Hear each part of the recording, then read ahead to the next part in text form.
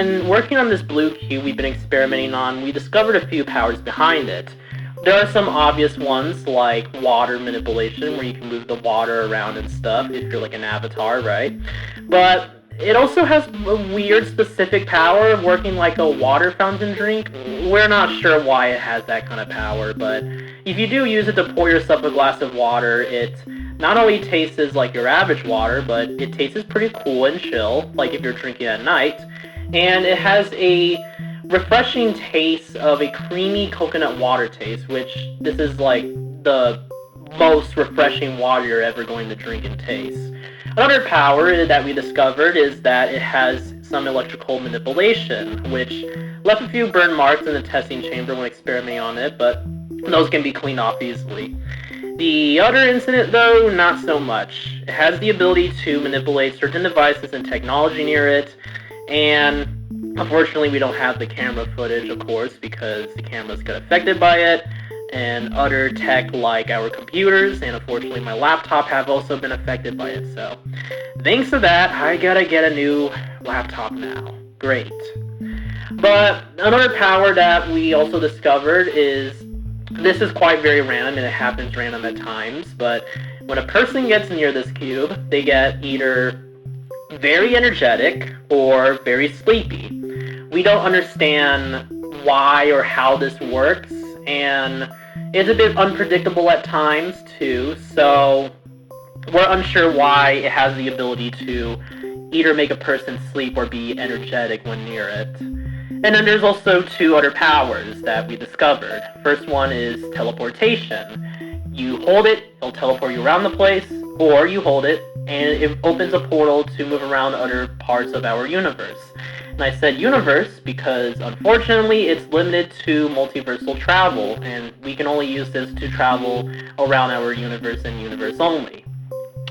And another limitation is its cooldown. After using it, its cooldown can range from seconds, hours, to minutes, so it's a bit unpredictable, and it does limit to how many times you can really teleport.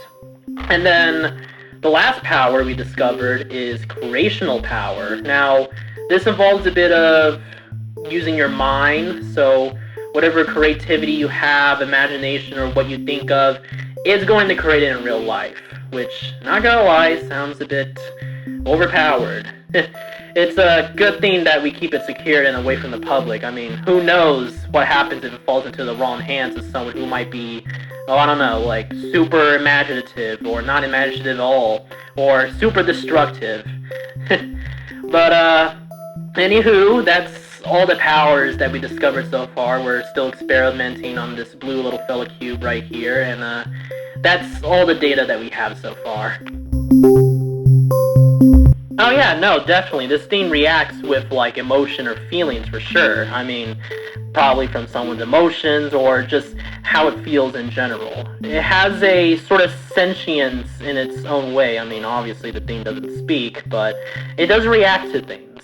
And how do we know this thing is sentient and has emotions and can react to things? Well, once again, experimenting and observing, we discovered how it physically works. So, if the thing started pulsing with a lot of electricity, it meant it was happy or excited. But if it started pulsing with more than just electricity, but water and blue space and all that, it meant it was pretty angry, or something like that. But then if it starts dripping like water droplets of water, it meant it was sad or upset.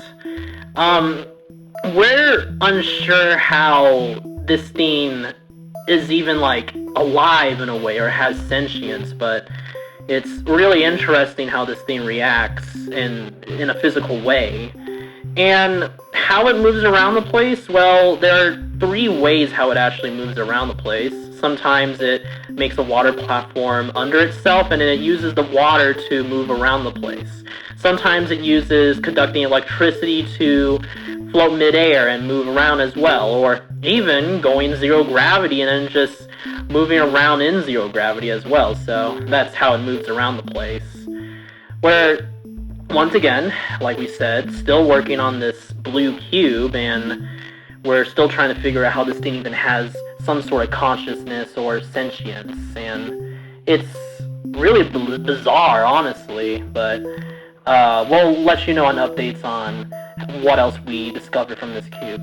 Oh, actually, one more thing. I might as well pull up a file audio on this, on how it sounds like when it's idle. So let me pull it up right now just to give you what it sounds like when it's calm and idle and not doing anything.